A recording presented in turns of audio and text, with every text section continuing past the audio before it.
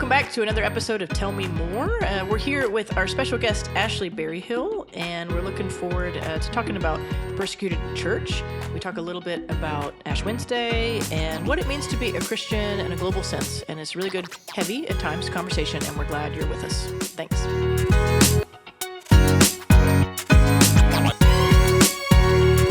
Okay, we're in the studio and going. You might notice if you're watching, you've got a Dennis Wiles, you got a Katy Hodges, but Luke is sick today. Bummer. And so, but we do get, not a bummer, Ashley Berryhill in his stead.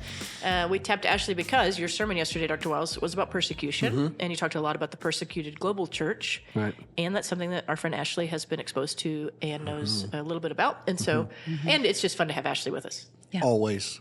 I weeped through the whole thing. Did you? I did. Did you? I did. Yeah. Okay, well, we can skip straight to that. I was going to do some banter, but We're supposed to do commercials, though. Well, we can start with whatever. This podcast is brought to you by First Baptist Arlington. I was planning just some friendly banter up front. I'm sorry. Before we started recording, we talked about how Ashley was in my wedding. No, I'm going to skip straight to weeping for the persecuted. Right. Oh, well. We'll get to that eventually. Yeah. Well, we're going to get... Okay, well, can we put a pin in Yes, it? Okay. let's put the pin. So, Ashley's here. Yes. The last time Ashley was in here, we had the All-Girls podcast. Oh, that's right. That was fun. I've gotten some compliments on that. Yeah, I think we should do it again. I think that was our highest rated one ever. I mean, I don't know. How would I know? Kyle? I have no clue. Kyle has given me some light instruction for this podcast, of like how it could evolve. And I mean, it's still going to be Tell Me More. It's still going to be kind of the same thing, but just to tighten some things up. Yeah. Like the logo still has my name on it, which really it's more hours to share. So like maybe taking my name out of the logo, little things like that.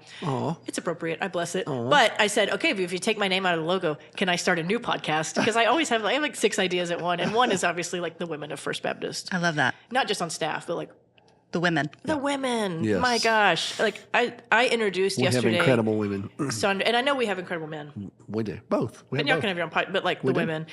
I introduced yesterday Sandra Adair, who, veteran. Sandra's Saint. in the first class of Saint. female deacons. I mean, the females, it wasn't all female, but the deacons that when we started ordaining women Right. in like 91. And just to say it, it's just Sandra. She's just one of those people. I introduced her to Emily Ballou yesterday. Wow. Oh, that's Emily. a great Worlds colliding. introduction. Yeah, Emily, really high capacity, Brand new. peer to us, Yes. maybe a little bit younger than us, brand new, been here like less than 2 years. And I was talking to Emily, which is very life-giving. Sandra is kind of, she would hate for me to say back from surgery, Right, but I hadn't of seen her in a course. while. We know. On Sunday morning. I have seen her during the weeks, but she gives me this little finger gun thing, and it's joking, and I was singing Because She Lives, whatever. And then Emily, I said, have y'all met each other? And she said, no, but just based on y'all's interaction, me and Sandra, I think I need to. And I just got to foster this, and I thought, man, what a great That is great. place. And great Emily women. talked to me about how comfortable and happy that she is, happy in the spiritual way, in the kind of the blessed way, to be at a church that does affirm, like she feels, and I'm just telling her story, but I don't think she'd be okay with it. As a woman, she's working her PhD, she's in the workforce, she feels called to that, to have a place in our awesome. church and feel affirmed, alongside those that feel, we blessed. talked about this, that feel, I've had coffee with people lately, they're like, I feel more called to be home with my kids than I ever have. We've got all that in this ecosystem, and we bless it, and we love it. We bless all of it. We do, because we feel like it's just everybody being faithful to what God has for them. Anyway, the women, that's one of my podcast ideas. And Let's keep aren't talking. We having a, So if you take my name out of this, Kyle. are we doing a live Tell Me More? Is that still Is that still on the docket? Yes, in fact, today Jen and Are I, yeah. Okay. Jen and I were working today on we're going to have a devotional guide for Holy Week, just so y'all know. If you missed the devotional guide, you're going to get one for Holy Week, handed out on Palm Sunday. So yeah, Jen and I were working on this morning. I will have some questions for you, Dr. Wiles, later today. But it reminded me that that's coming up. I mean, we're going to hand it on Palm Sunday, but the evening of Palm Sunday in the sanctuary at, I think it's 6 p.m. I need to confirm that. We're having a live Tell Me More. Wow. With a studio, with a congregation. Yeah, and I want it to be kind of Holy Week, Lent related. Like I hope it's informational and informative. Be great. And the last live Tell Me More was mostly fun. Yeah. And this will be very fun, but hopefully have a little edge to like. That's when I gave you a Dan Fogelberg album that you never listened to. And I gave you a Jurassic Park shirt And I've never read the book, and I've not yet seen the movie. So we're even on that. Actually, I did listen to the Dan Fogelberg album. Oh, you did? Yes. Okay. Maybe one day I'll watch Jurassic Park. Probably not, but I might. You're not missing much. Can I ask a question? Okay, let me backstory. My husband, I recommend TV shows to my husband, and I know my husband really well. Yeah. I might know him better than anybody. Yeah, I think so. And when I say, I think you'd like this, yeah. I think that's a pretty calculated thing on my end. Yeah. But if his friend, and he doesn't watch them, there it is. And if his friends, like particularly his friend James, says, "Oh man, you got to watch The White Lotus," he's like, "Okay, I got to watch this new show, The White Lotus." And I'm like, "I have been telling you for months that I think you would like that show." So I have been telling Dr. Wiles for years that he should watch Jurassic Park. Is there anybody in your life that if they recommended it, you'd actually watch it? Do you have one of those friends?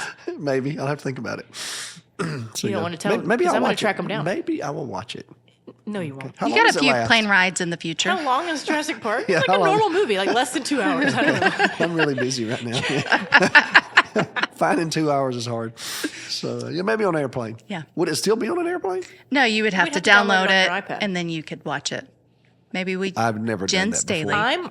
I've never download a movie on my iPad to watch on an airplane. Jen can help you with that. Okay. I'm trying to think if we're on a flight. I think I'm flying back from D.C. on the same flight as y'all. Okay. There you And go. I'm going to take But there's every not enough time. 2 hours, There's a 45-minute time. flight. I'm going to take all your books. There's not enough I'm going to take all your technology. I'm going to hand you my iPad, and the only thing on it is Jurassic Park, the 1993 version of Jurassic And then y'all Park. can talk about it during the Tell You More. Then the Tell Me More will be all about the theological and ethical implications of the 1993 classic Jurassic Park. Oh, I guess I need to go watch that again. You're pushing this hard. Yeah. Well, it's become a thing. It wasn't really a thing, and now it's a thing. It's a thing. You know what I mean? Yeah. Also, did you watch it as a kid? I did. I mean, you're the and right. I hated it. I mean, it was just so scary. It was scary. And there you have it. Soft, tender-hearted Ashley. I was scared. Traumatic is what it told y'all was. in here, I'm sure that Jurassic Park has a formative place in my life because my babysitter took me and my older brother, to watch it. My parents were out of town or somewhere, date night, I don't know. No, they were out of town because the babysitter spent the night with us. Because I remember late at night, my brother, who's in the bedroom next to me, waking me up and saying, "You need to go tell," her name was Ashley, "you need to go tell Ashley, the babysitter, that you're scared. Because we all need to sleep in the same room. Like, you're scared of Jurassic Park." But he made me pretend that I was scared. And we all slept in the same room. Because we were probably a little too young. Because in 93, I was 7. Okay. I mean, and it is a scary movie yeah. for a 7-year-old. Yeah. And Drew was 10. So, anyway. All right, we'll see. We'll see. And that's such a dismissive saying. Just tell me no. Just tell me right now you'll never watch it. No, I'm not going to tell you no because I might do it. But I'm not going to tell you right off the bat when I do it. I'm going to sneak it. You're going to like slip in. Yes. Maybe You're we gonna should be buy like, little dinosaurs "Hey and hide team, them everywhere. hold on to your butts. We're going to, that's Samuel L. Jackson's line in the movie. Okay, all right. "Hey team, hold on to your butts. We're going to go on a field trip." Whatever. Anyway, but back to this podcast being Life, sponsored by First Baptist Arlington. finds a way. Okay. Yes. Ash Wednesday is Wednesday. That's a big deal. It is, and we're going to launch Speaking of our Palm Lenten Sunday, season. we're launching it all. right. With Ash Wednesday, Wednesday 6 night. p.m. in the sanctuary. Do be ready. We invite people at the end, toward the end, for the imposition of ashes. We do. And so it's obviously optional, but most of our congregation does it. And you leave with the physical mark of your humanity. Your It's my favorite service. Posture. It's a very meaningful service. powerful. I might weep through that. Yeah. You talked about I will weeping weep through the that again. persecuted. It's a Well, moving as the is there a right word for it? The giver of the imposer of ashes. Me, Kurt, Dr. Wiles, Kurt, and I will be the ones actually doing it. Man, to tell someone, you've come from ashes and you'll return to ashes, right. and certainly to call someone else to repent. That repent and believe the good Believe news. the good news. You better make sure your own heart is clear. It's I'm not humbling. going to ask somebody else to It's repent humbling. if That's I'm right. not, if I'm holding something. Yeah, it's And very, to tell very these, humbling. especially our senior adults, you've come from Oh, my ash into goodness, ash, yeah. you'll return. One year one just looked back and said, "I know." And they just say, "I know," and come on, it's so humbling as a minister to do that. It's powerful. It is very, So that's Wednesday night. There's no midweek, but we will kick off the forum again the next week, going through the talk on trust. Luke and Ryan will lead us in great. that. But we next do week. have child care Yeah, that's helpful. available all the way through, I think, 6th grade. Is that See, correct? I'm not sure. I think I was wrong on that. Yeah, no, Okay. I think I it's think just the little it's ones. just for like the normal Sunday morning. Yeah, I So think so. if you put your kids in child care or worship care on Sunday mornings, you'll also get worship care on Wednesday. Ash Wednesday. That's correct. Good Friday, I think, has the longer. You're right. Yes, I Good Friday. messed that up, missed- and I may have even said that last. Good sorry. Friday is going to be Good different. Friday, right. because that is such a It's a heavy hitter on a Friday night. Yep. The programming for the kids is going to be longer. That's right. Good. Well, I was going to take Harrison out anyway because he needs to be here on Ash Wednesday. Yeah, and it's always up to the parents. Y'all know that. But yes, Ash Wednesday is the normal. Okay. And it's shorter. It's more palatable for a child. I agree. Than a Good Friday. Good Friday is probably our most somber of the whole year. Yeah, I would say. Other than the sermon on the persecuted church, which should be. I don't make light of that. I don't mean that. That's appropriate. We need one at least once a year. We're not going to talk light about our brothers and sisters globally that either have been killed for their ministry or are currently just suffering for it. Being persecuted now. Well, let's talk about it then. Losing their jobs, their livelihood. Yeah. And of all days to talk about it, Today is March the 3rd, and this is the 14th anniversary of Clint Dobson being murdered. He was our mission pastor at our campus in North Arlington, and so I went to the cemetery today and we put a little bench there at the cemetery. It has his name on it, and just paid my respects to him. Went up to the church, and took up photos and thanked God for him, and, which I typically do on this day, just as a reminder of him giving his life for all of this. And he was just in his office on a Thursday morning working on a sermon. And he and Judy were attacked, and Judy survived, obviously, his assistant. But yeah, it's a somber day for those of us that were here that remembered all. I remember everything about it, where I was, and of course. So it brings back memories. When I got here, I didn't realize how much recent history that was. Does that make sense? Yes. Now, I mean, if it's been 14 years now, it was only 4 and a half when I got here, which is nothing in our economy of time, and how much that has shaped. I still think we're realizing how much that shaped the last 10 to 15 years of our church's life, as it should have. Just really a tragic, evil. But it was very encouraging today. I was able to visit with some of the folks there, and I remember Clint. One of his hopes, desires, was to see that building full of children and youth, and we had done a few things, and now we have a school there, and just seeing it vibrant and full today was, I just thought, what a tribute to him, and then we've had a scholarship placed at Truett in his memory, and so every semester in perpetuity there's a student at Truett Seminary that gets their tuition covered, through that scholarship every semester, and which is that's a great tribute to him. Of course, he loved Truett, and so his, it's like when Augustine's quote yesterday that these that have died, they still speak. They don't. Their tongue is silent, but their deeds are now echoing through time, and that's how I feel about Clint. His tongue was silenced, but his life can't be silenced.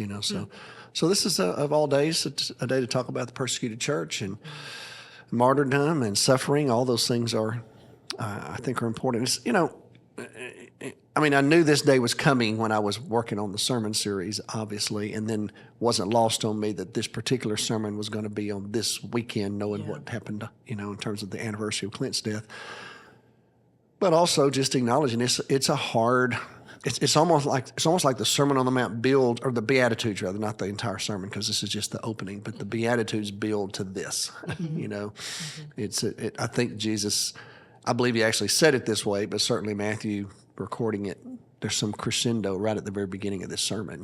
That you go from all these other blessed be those to this one when you're persecuted, for righteousness' sake. And so, and it's spoken a word. It was a word of prophecy, I think, from Jesus, but it was also a word of summarizing what's occurred in the past, because he went on to say, when you're persecuted, when you're insulted, just know the prophets before you have experienced all of that. So there's a long legacy of people suffering for doing the work of the Lord, both Old Covenant and New Covenant. So it's pretty humbling, obviously, and of course, Ashley, I know the many years of experience on the mission field.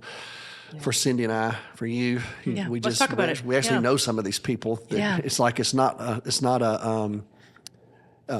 some kind of opaque kind of painting. These are real people that we can think of. And honestly, for me, often I hear about them secondhand from y'all, or from whatever, the news. Yeah. But y'all have lived life, walked alongside, and really heard the stories. Even as recently as y'all's trip to Sierra Leone, certainly, Ashley, some of the work y'all been doing in our global ministries department. Yeah. You want to talk about some of those? Yeah. Where do you want to go? Well, I think the encouragement from Jesus is important. When he says it like it is, persecuted for righteousness' sake. In other words, there's all kinds of suffering that happens because of our actions, poor actions. And I think Jesus is distinguishing that kind of thing. And also a little bit about what we talked about before we went on the air today, just how sometimes we experience inconveniences that are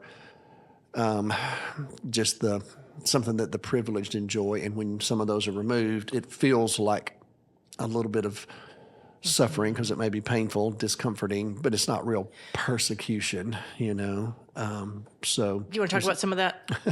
Well, I think honestly, the word privilege has kind of gotten hijacked a little bit. It has. Now, I actually think it's pretty accurate. I believe that I have a lot of privilege in my life just based on what I was born into, right? Both the color Our of my culture, skin and otherwise. So much. But some people, I think, balk at that because they think everything they have is earned. Yeah. And I honor that. I mean, some people have worked really hard. It's a both and. But the balance of anyway, can we talk about privilege a little bit? Maybe normalize it, because I don't want people to just roll their eyes at it and not consider it. Right. Yeah. And if we need to rename it, we can to stay out of a political debate. Yeah. But we still need to think about it, I think. Yeah. I would say it's advantaged. Maybe that's a softer word. Let's try that. Really, Okay. because I don't want to. We never want to be partisan. We never want to create a political debate for the sake of a political debate. Right. But I want people to understand maybe what we're trying to get at when we say some of those Yeah. things. When you get to the heart of it. Yeah, and if advantage is a better word, let's try that and see how it feels. Because in the grand scheme of things, look all over the world. If you grew up how I was reared, I grew up in a Western society where there was a school just down the street where there were competent, educated, licensed professionals every day offering instruction. It was safe.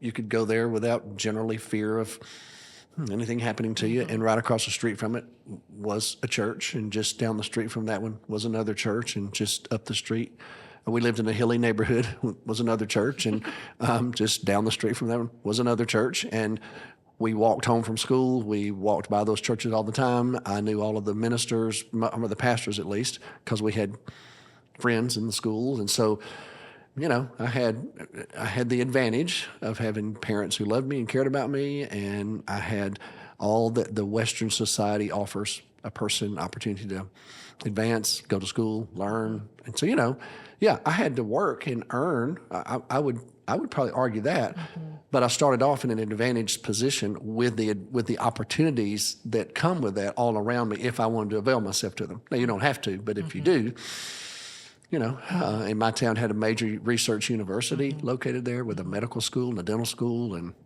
people came from all over the world to go there. Which you got scholarshiped, right? I did. And that was merit-based. That wasn't right, demographic-based. I mean, you could say you earned that. I did. Yeah. And so it gave me the opportunity to do what I've done. So, for me, have I ever suffered for the gospel? I just would be really hesitant to ever use that phrase for me personally. Yeah. But I have had things happen that were a little bit interesting, but nevertheless, I would not say that that's ever happened to me because of the position that I'm in, the culture that I'm in.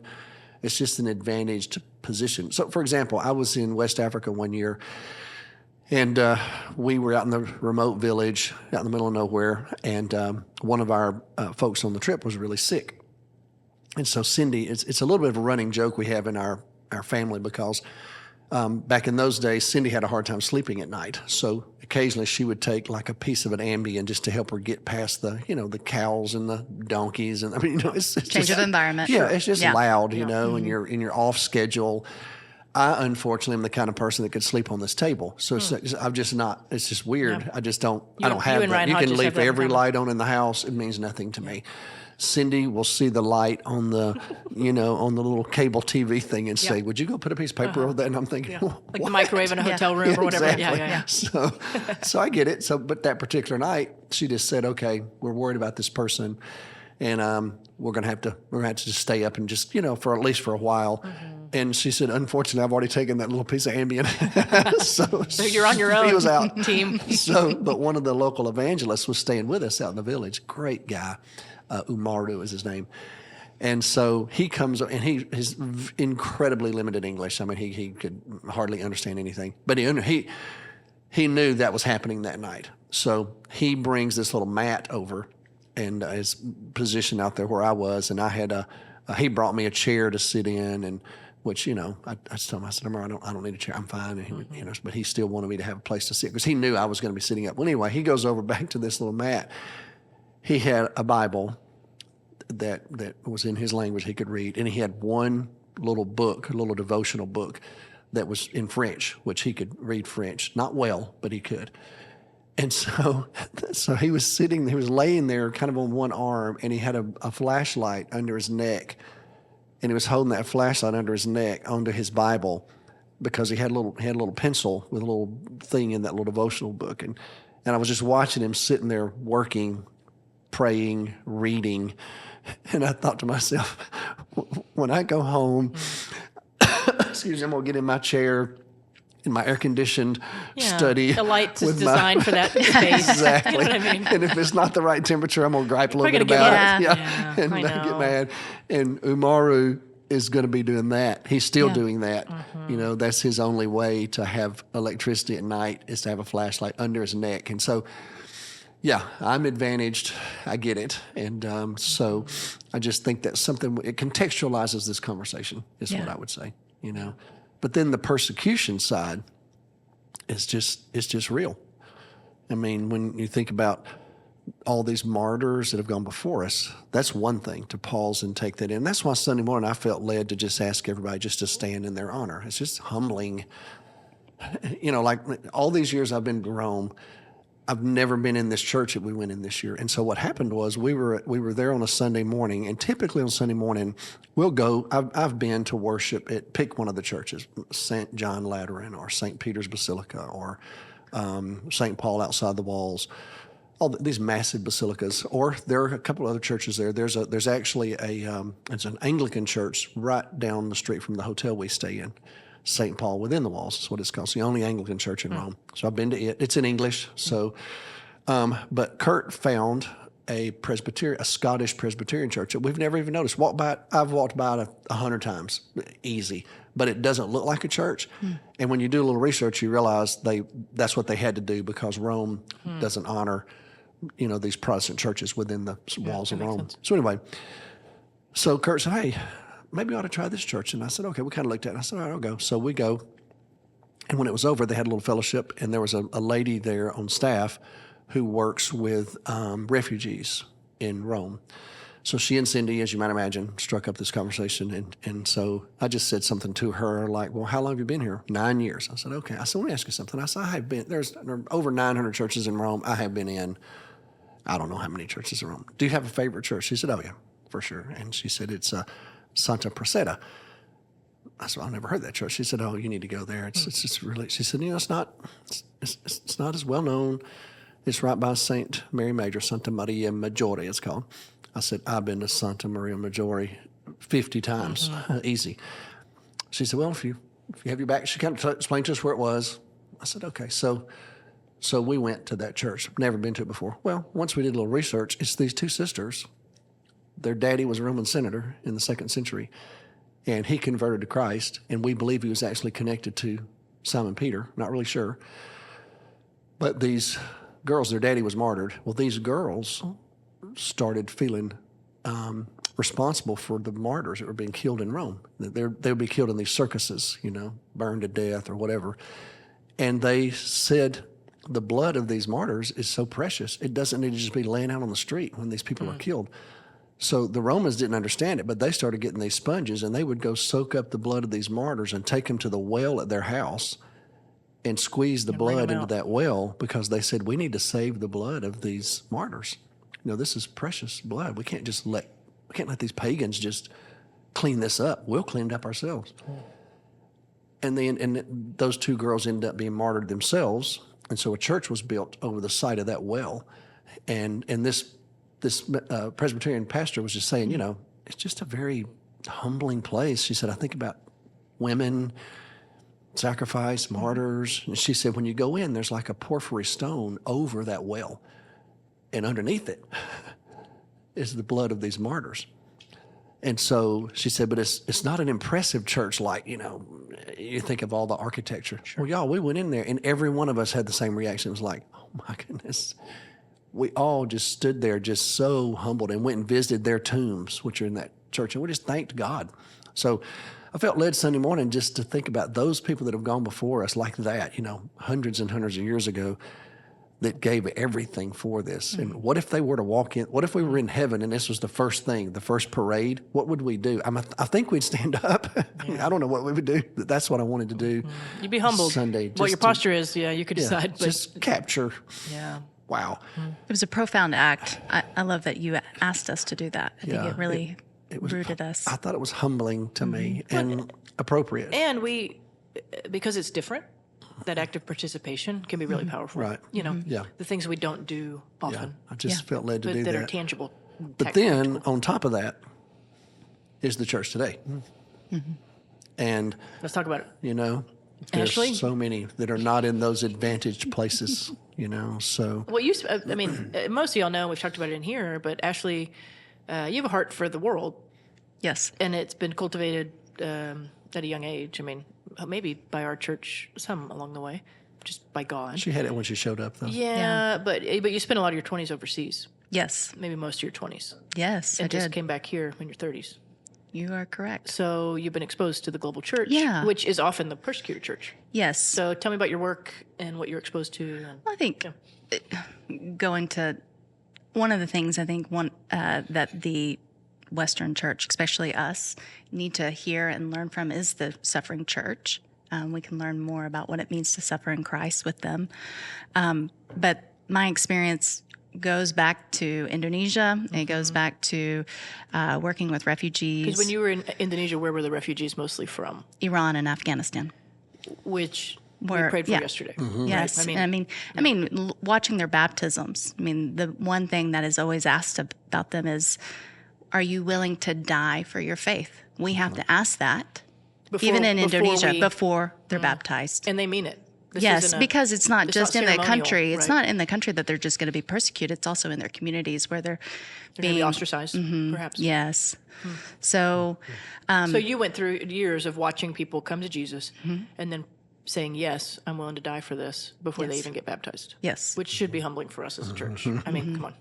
Yes. Think about that. I would hope so. Yes. Yeah. So I think with that experience and also I think the advantages that we have, I like that word, just seeing what did we bring into that space with the networks that we have, the education that we could bring to the families of their children in spaces where, Afghan women weren't getting the education that they needed. And now you realized at one point your advantage was being able to speak and teach English. That's right.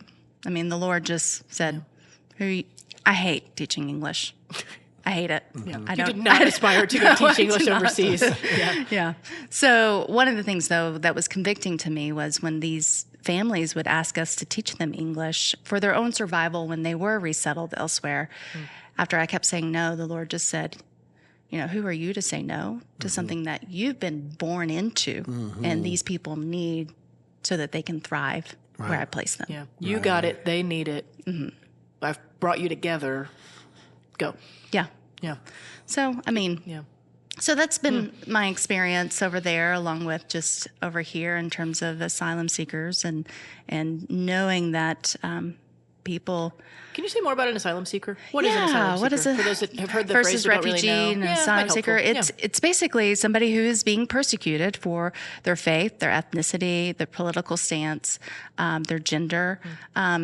And so it's somebody who can actually point back to how they were going to be, if they've gotten death threats, if they're a whistleblower, really what we would think Their life of the person. Yeah. Somewhere else.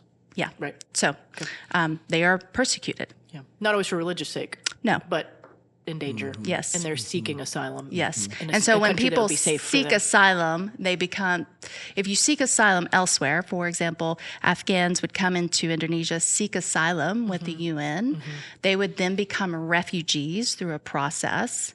And then if they were vetted well enough, then they would possibly be able to come to the U.S. as a refugee. Got it. So there's a whole And that's who process you were and working system. with, that demographic Yes. in Indonesia. Yes. By the way, plug, the work is still going on. Yeah. You have a wonderful learning center there Yes, that I y'all do. built. Yes. Yeah. Y'all, a group. Yeah. Yeah. Yeah. Okay. Yeah. Yeah. And those folks are in vulnerable positions. They're distinguished from quote unquote illegal immigrants, Correct. which are much more controversial, and you end up with a political conversation. But Yeah, with I think we these- do need to be careful to Yeah, distinguish. the people that have these, that are asylum seekers, there are various places of refuge in the world that will receive them and try to figure out how to help them, which is a really good thing. But even at that, they're still vulnerable wherever they end up because they're not. They're usually first generation, whatever. Pick something. If they're first generation in Indonesia or in somewhere in South America or even So here in you the have- U.S. Imagine all the barriers. Right? Everything is brand new. We've been working with one who is from the Sudan, and it's just a terrible place. I say that respectfully. I mean, it's not that I have anything against Sudanese people. It's just the government The situation conditions there. right now are really tough. So Really tough. hard. Yeah. And Christians are being persecuted there, and even Muslims are being persecuted there. It's just ethnicity and tribal realities and those kinds of things. Very complex. And so we've met some of those folks here, in Texas that are trying to just figure out how to make a life here. And when you listen to their stories, just as a human being, it's really difficult. And the one lady that we've been working with has had so many tragedies, but she's trying to figure it out. She's learned English, for the most part. And I just think about all the hurdles she's had to get over And one of our to get to this place. local partners, I'm going to use language, you correct me if I'm wrong, one of our local partners that we give in the World Mission Engagement Offering, starting in this new year, that's where they are. They've been in our budget. Anyway, a partner that we believe in and give to is called DASH, which is Dallas Asylum. DFW Asylum DFW. Seeking Network. Confusing because the Housing first Network. initial actually represents three initials. Anyway, DFW Asylum Seeking Network. And they do great work, but it's even a short runway. I mean, they help people a ton, but to get acclimated, you've really got to just hit the ground sprinting. It's difficult. To get employment and Yeah. a car because you're in DFW. You can't, all these things that are hard when you don't have. Well, we just think about the ways that we grew up getting a car and a job, and we had advantage, and so it is difficult, and it particularly for that people group. I do want us to be a church that has a posture of care, Right. and seeking to understand before being judgmental. Yeah, and seeking asylum is actually a legal act. I was about to say. It's not illegal. And that's It what is you a were trying to- legal that's what I was act. trying to say. Wiles. Yeah. Yes, It's not like they're just rushing the borders No. of the U.S. These are people that have found it's a pathway in that's legal, correct. but they're incredibly vulnerable. And they've been vetted quite well, so Correct. they're not nefarious characters. They're not sneaking in with ill intent Right. because they've been vetted better than most of us in terms of And I think too, when it comes to taking the posture as a church of trying to determine what is the Lord asking of us. Well, one thing is we support the Baptist World Alliance. In fact, I've been texting with them today. Well, the Baptist World Alliance, one of the things that they do is they have networks of folks across the world actually working with governments, trying to help governments find a way to bring religious liberty to their people that's not threatening to them, which is really difficult. And Elijah Brown is the leader of the BWA. And when you sit down with Elijah and hear these stories, where he's having conversations with political leaders in places where the church is being persecuted, he's trying to, on the one hand, we have the Baptist World Aid where we're actually on the ground just assisting, it's very non-political. It's just human need, Aid. Yes. just- Like you in Ukraine and Yes, Ukraine and some other places where we've been so involved. But Elijah also has another side to him where he's actually meeting with these governmental leaders trying to help them understand the value of liberty and how it's not, they can view it in a way that's not threatening, that it's more humane, to allow these folks the opportunity to worship as they feel led. And so I'm grateful that we're partnered with the BWA because they're working in various places of influence, but at the same time, they're just doing the humanitarian effort that we all feel good about, because some people are just suffering. It doesn't matter who they are, and the BWA is on the ground just helping whoever, and using our Baptist partners as the representatives who are actually sharing this aid. And so it connects people to the church and gives the church an opportunity to share the love of Jesus. So one of the things that is upcoming is I'm headed also back to Sierra Leone, and I'm going to be working with Seda, one of our sent workers, and she's actually holding a women's conference with the persecuted church there on trauma healing. And so, well, that's cool. Not cool that people got traumatized, but really cool that we're able to that is what those that are on the outskirts of the persecution, that's what we can care and help people That's through. what we can do, right? Is help provide healing when they have been persecuted for their faith. And, And we talked a little bit about that when we were there with Seda, listening to her heart. You know, just in some of the stories of some of these women that are already in a challenging situation because of the paternalistic views of the society to begin with. Yeah. And these women are already vulnerable, sometimes even in the best case scenario, if you will. So some of them are just in some really hard places and have been traumatized in so many ways, and she just has a heart for them. And the good news is the Lord has brought some people to that country who have training in trauma care. Yeah. And so how like God to bring folks into the place where they can actually help and use their skills. Really cool. So, are you going to be able to be a part of that? Yes. Really cool. So I have a phone call today with her to talk through that. But yes, I'm excited about that. Neat. Yeah. and it's a practical, what I love about that is for the folks that listen to this podcast that are First Baptist people, that's a very practical expression of the love of Jesus on the other side of the world that's directly linked to us and to our investment in mission. It's more than church planting. It is church planting. It's more than dental care. It is dental care. It's more than orphan care. It is orphan care. I mean, there's so holistic. much. It's holistic. But this is something that I think has an incredible opportunity to really change the lives of some women, to help them get past some of the trauma. And so I'm so grateful that we're doing it and that you're going to get to be there to see it. Yeah. You know, and still fresh on my mind because I just got back from there, you know. Yeah. And then to listen to some of our stories, some of these pastors, you know, Pastor Emmanuel, you know, just being reminded of what he personally went through, and then the persecution that some of his church planters have been through. You know, one of the areas where they were so threatened by these church planters that one of them actually got shot on his motorcycle, but he just was wearing his backpack backwards that day for whatever reason. Doesn't always do it, but he did that day. And the bullet just made its way through the backpack into his books, but not into him. Yeah. He thought he'd been shot. You know, it just scared the him. impact of it. Yeah, Sure. He kind of kept driving and thinking, I've been shot. And then I don't mean to laugh about it, but he laughs about it. He got on the other side of it and he realized, okay, I really haven't been shot, you know.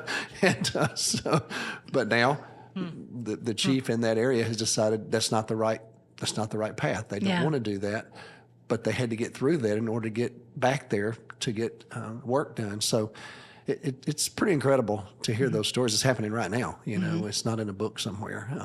I'm very humbled by it. So, and I'm glad, Ashley, that you're connected to it.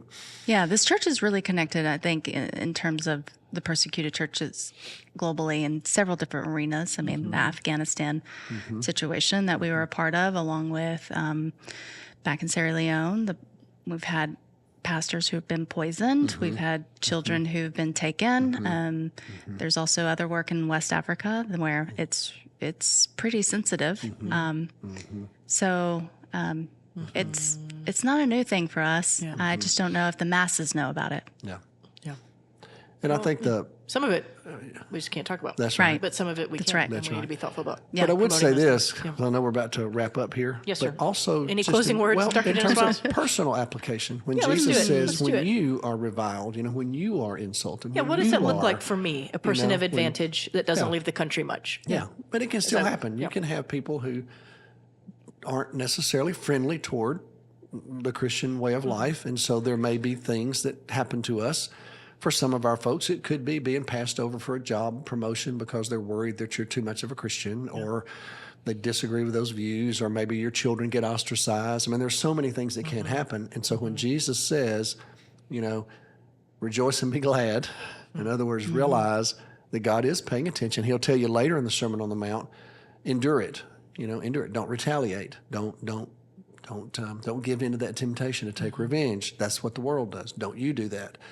And so it's just a good reminder to us that we have to adopt a posture of living as a follower of Jesus that just may be really different than the people around us. But that's how we become salt and light. And so it's also a holistic message to us, even who lived in the advantaged parts of the world, that when something does come our way, instead of responding with retaliation and revenge and hatred and bitterness and anger, that's not the pathway for a follower of Jesus. But that becomes transformative both in us and in the lives of others. It doesn't always work in the lives of others. I get that, but sometimes it does. Yeah, but we're faithful. Sometimes. Right, that's the job. That's right. Yeah. So I just think there's also a word for us when things come our way, not as drastic as persecution per se, but just as real in terms of how you feel and how maybe it hurts you think. But the good news is Jesus has a word for us in those moments. So it's good. Anyway. Ashley, any closing thoughts as we won't see you again for a little while? I think the closing thoughts right now is pray for the world, pray for each country and the persecuted church. And when you do, know that there are probably people that you know, either us or maybe one person removed that knows people in that area. And so it's really a real thing. And so there are names associated with those countries listed on the persecuted church websites. Yeah. It's good. Thank you. Thank you both. Okay. Well, when we come back next week, we'll be in the middle of Lent. We can talk more about that next week. That's right. And I'd really enjoy that. So thank you all for listening, and pray for the persecuted church. Amen. Amen.